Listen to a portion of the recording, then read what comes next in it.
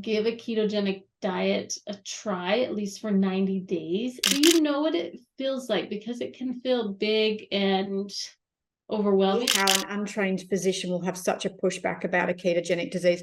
Hi, everybody. Welcome to the Kidney Coach YouTube channel. I'm naturopath Fiona Chin, co-founder of Kidney Coach Kidney Disease Solution and Kaigenesis, our range of nutraceuticals designed for people diagnosed with chronic kidney disease and the conditions that go with them. And I'm joined again today by expert in the field, Jessianna. Walk me through some of the stuff that you've seen when it comes to diet and dietary interventions around kidney disease and how that has had an amazing on-flow effect into the world of kidney disease. Yeah, this is good. So let's start with where the nephrology world is at right now and where it potentially could go. So if you talk to your doctor or a regular conventional dietitian, right now the guidelines for diabetes honestly are pretty vague.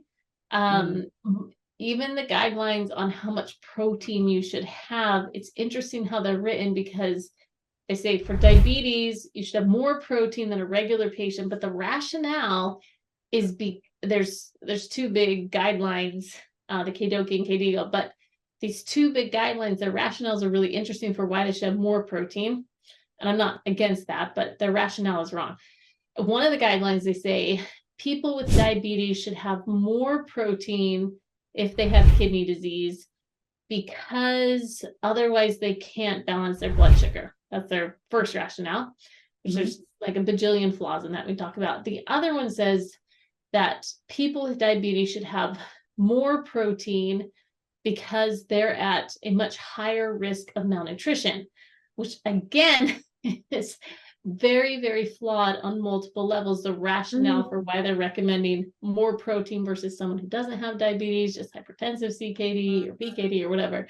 And so the world of nephrology, I feel like, honestly doesn't have a good strategy on how to address diabetic kidney disease.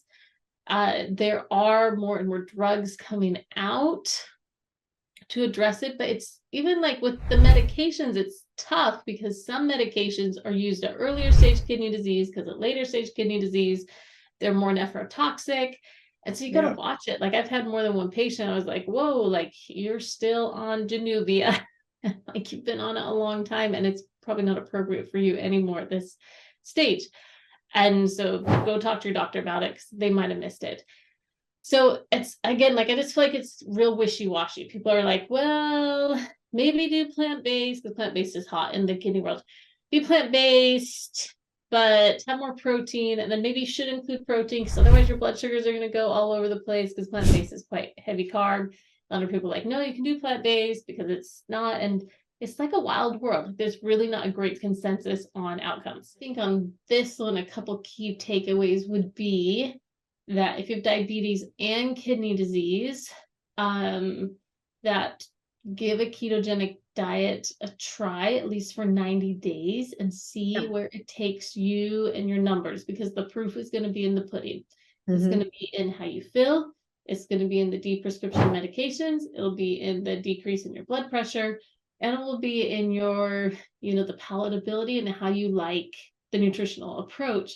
And I mean, I'll say this over and over again. I think every human ever should try a ketogenic diet.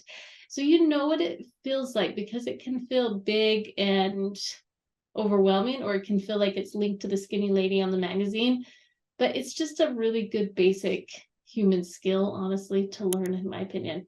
But I would say the takeaway is, give it a try if you're really wanting to dig into your blood sugar management and improvement of your kidney disease. It's kind of two birds with one stone.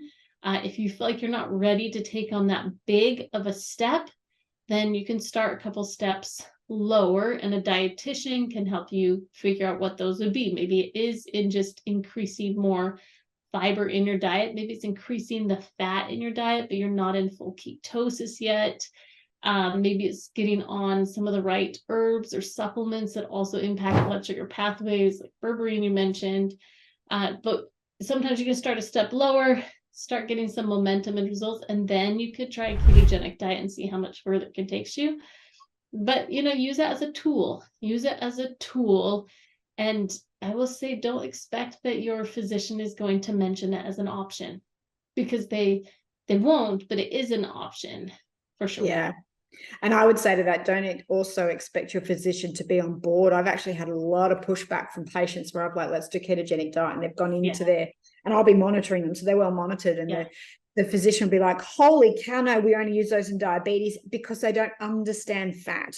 They don't understand. People hear fat and they think you're going out eating McDonald's and whipped cream. And it's like, no. All we've done is we've increased avocados, and we've gone for very good plant sources, and we've maybe got some pasture fed meat in there if you're in the really high stages and things like that. And it's fascinating to see how an untrained physician will have such a pushback about a ketogenic diet, simply because they're completely uneducated and actually have no idea. And so as a patient, you need to be self-empowered enough to understand the basics of it, because when you question them, you'll realize they have no idea what they're talking about when it comes to fat. Definitely my neurologist didn't when I said I'm doing ketogenic diet, and he's like, well, you're going to get deficient in this and that. And I'm like, but that's all in ketogenic diet. It is true. You do have to advocate for yourself for that if you want to move into that approach. And again, like I love to use the negotiation tool of time, right? I'm going to give it for my own personal negotiation with myself. And if I'm working with a professional who I respect them, I want their support, I'll say, hey, I want to try this for 90 days. I am seeing some benefits.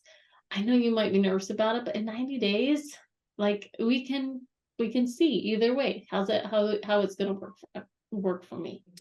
All right, remember to hit subscribe and like. That means that you'll get notified anytime we put out a new video. If you want to know more about us, head to www.kidneycoach.com. You'll find all our products and links to our Facebook page, Instagram, and everything else that we do on social media. But you'll find us all on Facebook /kidney disease, same with Instagram.